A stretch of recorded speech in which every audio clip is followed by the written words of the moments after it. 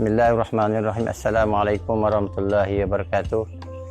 Alhamdulillah, pada petang ini saya diberi ruang masa untuk sedikit perkongsian tentang anak jagaan saya sebagai pengidap sakit kanser.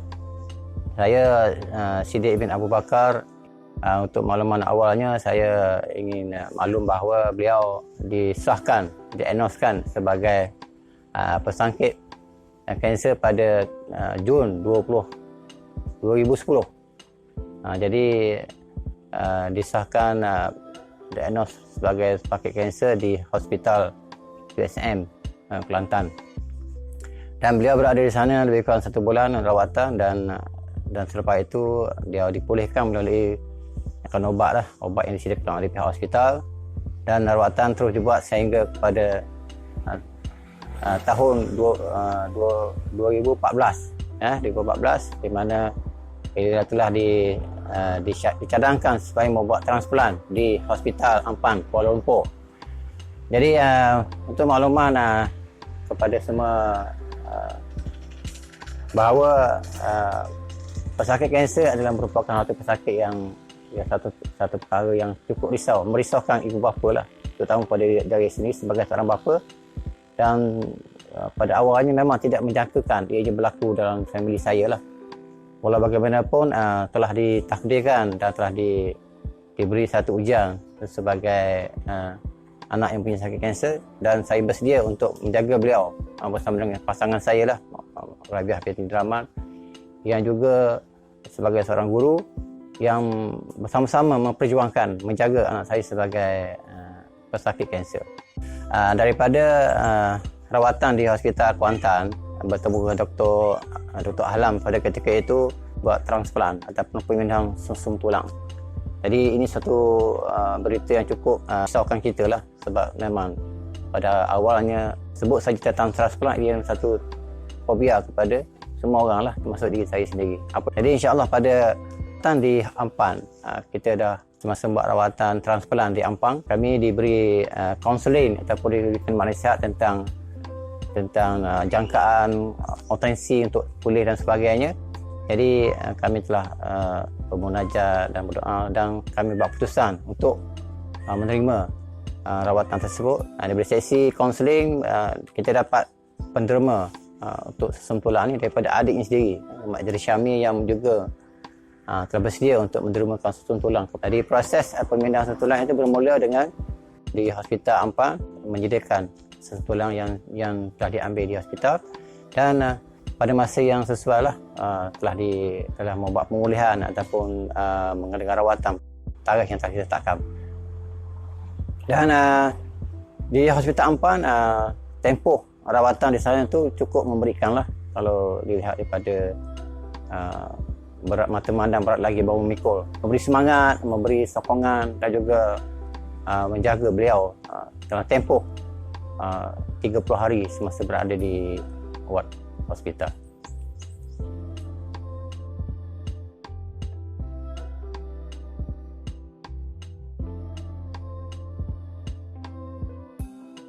Okay, untuk menjaga seorang pesakit kanser tidak sama seperti menjaga pesakit-pesakit lain. Beliau terpaksa diberi jadual yang ketat, termasuklah dari segi jadual pemakanan, jadual mengambil obat dan sebagainya. Dia memerlukan sokongan daripada ibu bapa untuk membantu beliau dalam sebuah perkara lah. Dan alhamdulillah, di Ampang kami berada di sana lebih kurang 2 bulan. 1 bulan duduk di dalam hospital dan 1 bulan berada di luar hospital untuk membuat rawatan susulan sehingga beliau benar-benar dapat pulih daripada pesakit sebagai kanser. Jadi ketika rawatan di hospital, gitulah kita terpaksa mengikut jadual yang ditetapkan oleh pihak hospital untuk rawatan susulan, supaya obat diambil, pemakanan dijaga dan sebagainya. Setelah tempoh berada di hospital selama 2 bulan, kami telah dibenarkan pulang, dan di rumah lah satu perkara yang cukup genting untuk dijaga, kerana segala peralatan hospital tidak disediakan. Jadi pihak kita akan sediakan di rumah dengan bilik yang sesuai, bilik yang khas untuk beliau. Dan satu perkara yang sangat penting adalah penjagaan pemakanan. Jadi kita terpaksa menghadkan makanan-makanan tertentu yang boleh dimakan bagi memulihkan 100% muadaf, terutama jadual ubat yang telah disediakan oleh pihak hospital. Dan rawatan masih lagi diteruskan dengan rawatan susulan, dan hingga sekarang lah rawatan susulan masih lagi diteruskan sampai sekarang.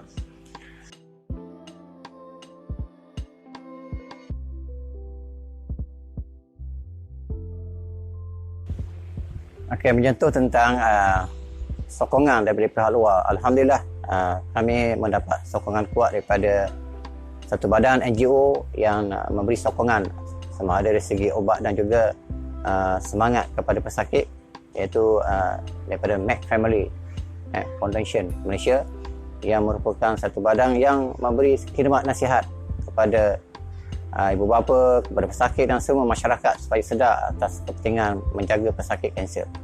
Jadi alhamdulillah kami telah bersama dengan Mac Family untuk sama-sama membantu semua pesakit kanser yang ada, dan termasuklah pesakit yang saya katakan tadi. Dan daripada sinilah kita dapat beberapa program, pengisian program bagi memberi sokongan padu kepada semua, kepada pesakit dan juga kepada keluarga pesakit kanser.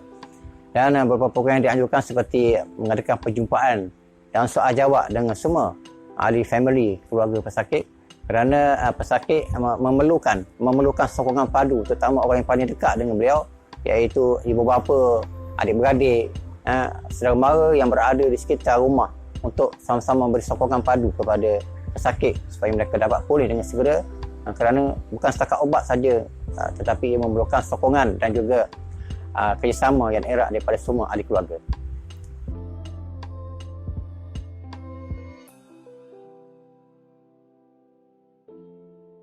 Okay, bercerita tentang pengalaman menjaga pesakit kanser ni, obat yang diberikan oleh pihak hospital sebenarnya bergantung kepada penerimaan badan seseorang.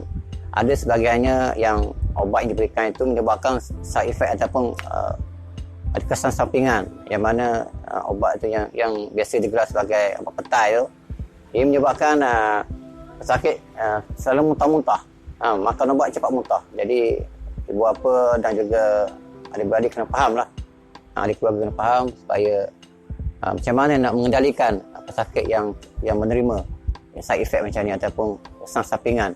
Dan begitu juga satu jenis obat yang diberikan itu steroid ini, yang mana ia menyebabkan pesakit itu selera untuk makan, dan bila selera untuk makan menyebabkan badan dia itu mengembang ataupun semakin berat badan semakin bertambah dengan keadaan yang tidak stabil lah, tak normal, bertambah tapi tak normal. Maksud saya ia badan besar tapi mempunyai kesan daripada obat tadi. Jadi ini memerlukan sokongan dan juga bantuan daripada ibu bapa sebagai penjaga untuk membantu beliau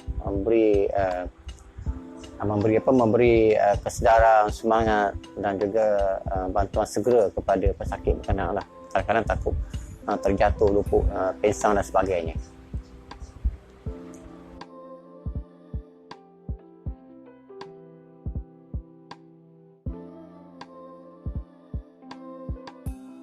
Okey, nasihat saya kepada penjaga ataupun ibu bapa kepada pesakit kanser.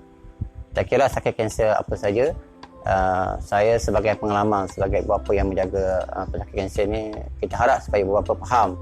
Pertama, terimalah hakikat bahawa anak kita telah diuji dengan sakit kanser. Yang kedua, kita kena berusaha, berikhtiar, jangan putus asa. Sebaliknya sentiasa memberi sokongan dan memberi semangat kepada anak, kepada diri sendiri, kepada adik keluarga dan kepada yang penting kepada pesakit itu sendiri, supaya mereka terus berjuang untuk hidup dalam suasana menghadapi sakit kanser ini. Jadi saya menyuruh kepada ibu bapa yang di luar sana yang juga mempunyai anak istimewa macam ni ataupun sesiapa saja. Kadang-kadang anak mungkin, kadang-kadang ibu bapa mungkin, supaya penjaga kepada pesakit kanser ini memerlukan semangat yang total. Kita dulu yang memberi semangat kepada pesakit dan memberi layanan sepatutnya yang diberikan, dan yang paling penting ialah jagalah permakanan, rawatan dan juga ubat yang disediakan oleh pihak hospital, kerana segala ubat itu adalah secara terhad ataupun ubat yang khas untuk anak kita sahaja. Jadi segala seksi rawatan secara berkala perlu diikuti. Kemudian bawalah anak yang pesakit kanser tadi ke tempat-tempat yang tidak menyebabkan terganggu dari segi rawatan dia, dan juga perlu menjaga dari segi pemakanan beliau supaya kat rumah dapat dijaga dengan baik, dan insya-Allah dia akan dipulihkan secara 100%, 100%, insya-Allah.